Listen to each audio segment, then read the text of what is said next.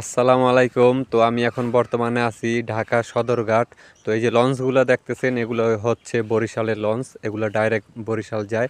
তো আসলে কত টাকা ভাড়া, তো এই লঞ্চের ভিতরে কি আছে না আছে, তো আজকের এই ভিডিওর মাধ্যমে দেখানো হবে ইনশাল্লাহ। তো আপনারা ধৈর্য সহকারে দেখুন। তো এই হচ্ছে Dhaka launch terminal, Dhaka Sadarghat launch terminal.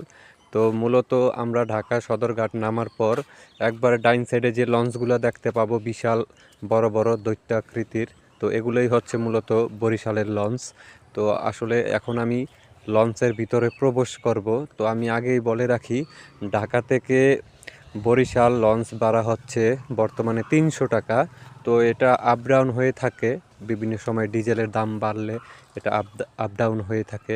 আর যারা কেবিনে যাবেন, তো কেবিন কিন্তু single cabin, double cabin, family নিয়ে যেতে পারবেন। তো কেবিন ভাড়া কিন্তু 5 থেকে 10,000 টাকার ভিতরে পেয়ে যাবেন। তো এই হচ্ছে লঞ্চ, যারা ফ্লোরিং মানে ওই যে বিছানা করে যাবে, তো এটা হচ্ছে তাদের জন্য। এখানে 300 টাকা ভাড়া এই ফ্লোরিং। তো এই লঞ্চটি হচ্ছে 3 তলা বিশিষ্ট একটি লঞ্চ। তো দোতলা, 3 তলা এগুলো হচ্ছে কেবিন, নিচতলা হচ্ছে ফ্লোরিং, আর দোতলার অর্ধেক হচ্ছে ফ্লোরিং। তো এখন আমি যাচ্ছি ইঞ্জিন রুমের দিকে। তো এটা হচ্ছে লঞ্চের যে ইঞ্জিন রুম, তো এটা মূলত ইঞ্জিন রুম। তো ওখানে ইঞ্জিনের হয়তো কাজ করা হচ্ছে, দুজন লোক দেখা যাচ্ছে কাজ করতেছে তারা। তো হয়তো কোনো একটি ত্রুটি হয়েছে ইঞ্জিনে। আর এই লঞ্চের ভিতরে পেয়ে যাবেন আপনারা রেস্টুরেন্ট, খাওয়ার জন্য খাবার দাবার করতে পারবেন এখানে। বিভিন্ন ধরনের মাছ, খাসি, গরুর গোশত, সব ধরনের খাবার আছে এখানে।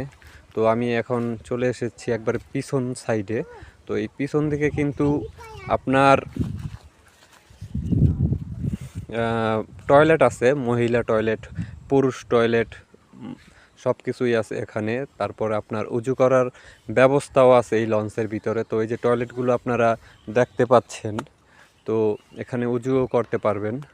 তো আসলে লঞ্চে ভ্রমণ খুব অসাধারণ। লঞ্চে ভ্রমণ করলে যারা করেননি তারা খুব ভালো লাগবে লঞ্চে ভ্রমণ করলে। দেখা গেছে আমরা যারা গাড়িতে ভ্রমণ করি, আমরা কিন্তু আসলে বোরিং লাগে গাড়িতে। তো আমি এখন চলে এসেছি দোতলায়। তো এই যে দোতলার যে অর্ধেক, এটা হচ্ছে ফ্লোরিং, মানে ওই বিছানার মাধ্যমে আপনি বিছানা, চাদর বা যে কোনো একটা জিনিস লাসে কিন্তু আপনারা যেতে পারবেন।